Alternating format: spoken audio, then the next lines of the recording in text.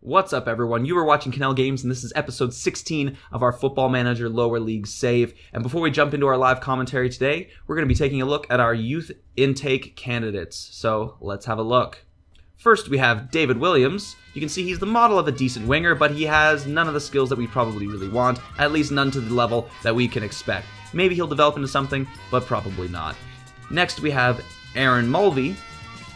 Not a whole lot of talent here either. Not really expecting anything from him, but why should I? We are on the 20th tier of English football. Next, we have Jason Alexander. He has good tackling and good strength, and that's about it. He may become something, probably won't. Next, we have Lee Woodward, who does have apparently some decent mental attributes, but he is entirely useless in almost every other aspect imaginable. Next, we have Simon Shaw, and this guy might actually be useful a few years down the road, but will probably be beyond needing him in our club. All we need to really train for him is his marking and tackling, and he might actually be a serviceable defender, so we'll see what the future holds for him. Next, we have Danny Byrne, and he has good reflexes, good handling. He actually might be a decent goalkeeper. Next, we have David Riley. David Riley has sort of the model of a Reese Hayes, but just worse in every conceivable way, so I doubt we'll be using him. Next, Stephen Dowling. Stephen Dowling looks okay, has some decent mentals, good bravery, good teamwork, good work rate. Not a whole lot of technical attributes or other skills that will make him serviceable. He needs to improve his marking and tackling if he's going to fill that ball-winning midfielder role. Next, Ronnie O'Connell. Good Irish name there, has some good pace, and not a whole lot else. Gary Ellis can play anywhere along the back line, and he can play all of those positions equally terribly. Aaron Donahue has some pace, nothing else. Sean Fielding, defensive forward, with very little finishing, decent first touch. No, he's not going to play for us. Sorry, Sean. Vinny Bates. Little more conventional of a forward here, does have 10 finishing already, so there may be something here for us to develop. He apparently has low potential ability, but I don't think my scouts know what they're talking about. Next, Alan Connolly, who can play anywhere along the left side of the pitch. Doesn't really have a whole lot of pace, is somewhat well-rounded, but he's well-rounded in a very mediocre way. Next is Rob Palladino, can play right back, has good determination, and he's well-rounded, and would be someone that we might have used in our very first season, but not anymore. Finally, Philip Love, our left back, who looks more like a winger because he can't defend, he can't do anything except run up and down, up and down, up and down, and that's about it. So that's our youth team for you. I'm going to jump ahead, though, because we do have to simulate through a couple of days before we can get to our live commentary for the day, and that one is going to be against East Row, and then I will do also a recap of the fixtures that we've missed since we last spoke in episode 15. Okay, so since our 0-0 draw with Ferngate, we've had 3 matches since then. The 3-1 victory over Plumpton Athletic in the Mid-Sussex Junior Cup quarterfinals. So we are in 2 successive semifinals with chances of berths in the final, obviously. So hopefully we can do well in both of those competitions. The 3-1 match was pretty straightforward, honestly. Plumpton didn't get all that many chances. They did score in the 35th minute, but the closest they got was 2-1. Nathan Randall put it away in the second half, and it was a fairly comfortable victory for us. Following that, we had a draw. Yes, that's right. 4 consecutive draws now in the league. This one against Ifield Galaxy, 1-1. We were up in the 43rd minute, thanks to Nathan Randall. Matthew Clark did miss a penalty, which was rather disappointing. They were down to 10 men from the 22nd minute on, and they equalized in the 89th minute. So, we played poorly. We played really, really poorly. Then, thankfully, we got things back on track. Just a few minutes ago, when I was jumping ahead, I played the Burgess Hill Albion game, where we won 4-1. Nathan Randall with a hat trick. They did have a sending off, but at that point, we were already up 3-0. Matthew Clark opened the scoring with his 19th goal of the season in 22 games. He is still our cup specialist, with 12 of his goals coming in the cups, but he does have now 7 in the league and 14 appearances. Nathan Randall with the hat trick has 12 goals in 14 league appearances and 15 total on the season. He has also added 9 assists, so he's done very, very well for us as well. Today's matchup is going to be against East Row. They are a little bit ahead of us. They're in Division 6, so just 1 tier above us, but you can see actually they are leading the table there. Actually, just a quick look at our table.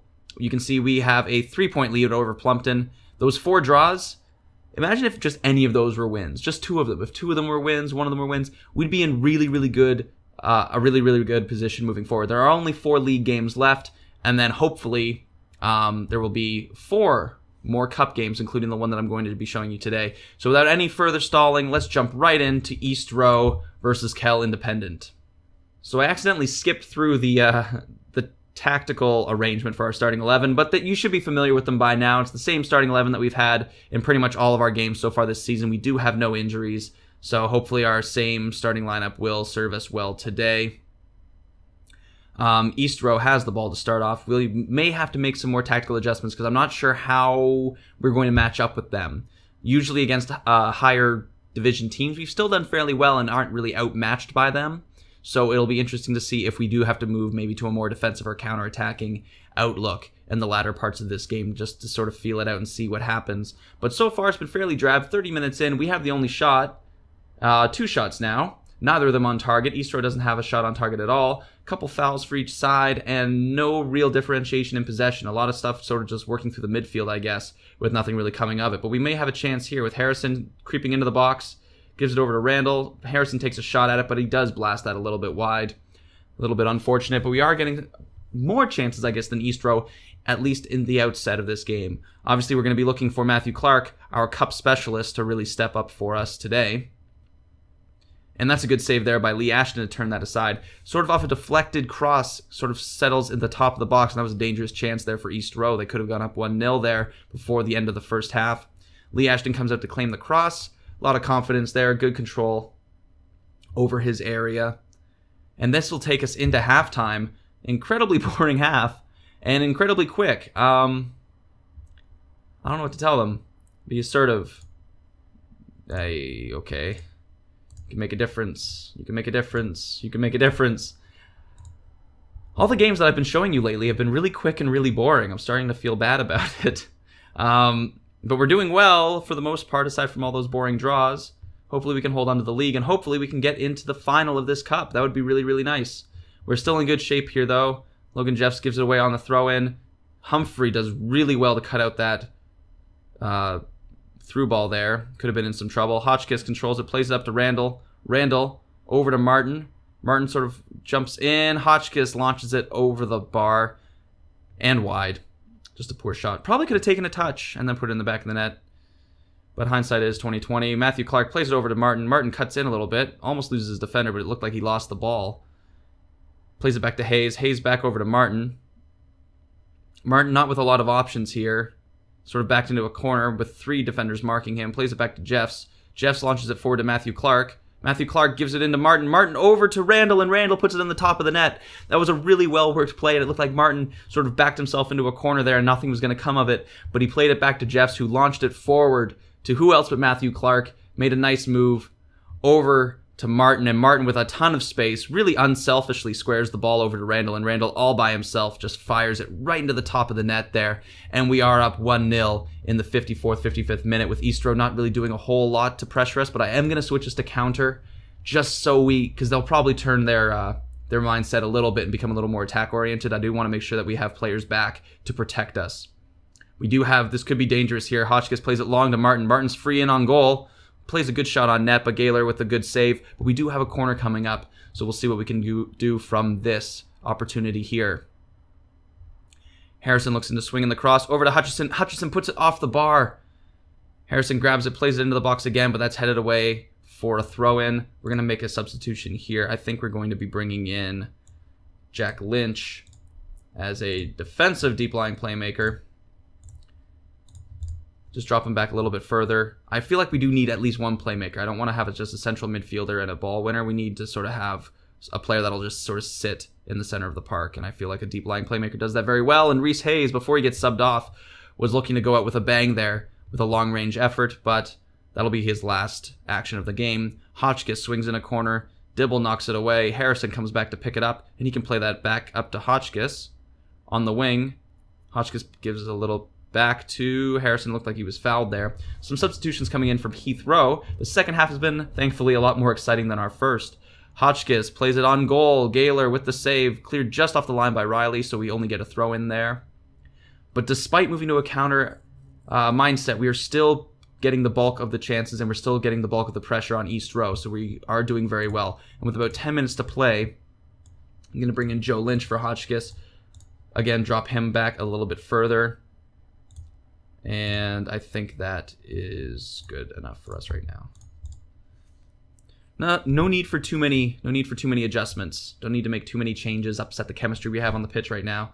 But I feel a little more defensive-oriented central midfielders is not necessarily a bad idea.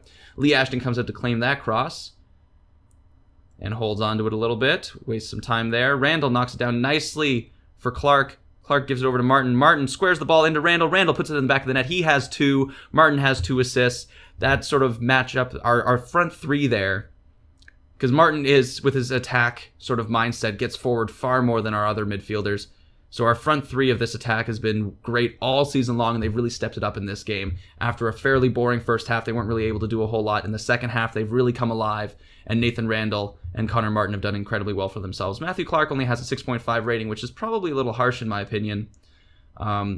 He was sort of the initiator of like the secondary assist on both of those goals, so he should get a little bit of love for that. So let's recognize him for that. But we are sort of coming down to the final seconds of this match here. We should be good for the Maylands Challenge Cup final here. They're looking for just to break the deadlock, but Ashton with a clean save there. Only 3 shots on target. He's dealt with them all today. Plays it forward. Clark flicks it on, and that should do it today. And we are the winners, 2-0 over 19th tier division leaders, East Row. And we will move to the Maylands Challenge Cup final. And obviously very happy about that. I probably should have been passionate, but they're fine, all right? Couple good victories. We had the 4-1 in the league. We had the 2-0 in the cup. Matthew Clark and Nathan Randall are both leading in terms of scoring for this tournament. They've both been doing very, very well for us. And that will about do it for us this episode, I think. They've all done very, very well. If we take another look at the schedule, we will be playing Willingdon Athletic in the Mid-Sussex Junior Cup semifinal. I will probably bring us back for one of these final league games, maybe against Plumpton Athletic. They are the team that we're sort of chasing. And then I'll maybe do a quick season review and then the cup final as sort of our final episode. So maybe 2 more episodes to go while we sort of polish off our 3rd season of this lower league English football save. So as always, if you enjoyed this episode, please subscribe or leave a like. Don't forget to leave a comment below and let me know how you're enjoying the series so far. And I'll speak to you next time.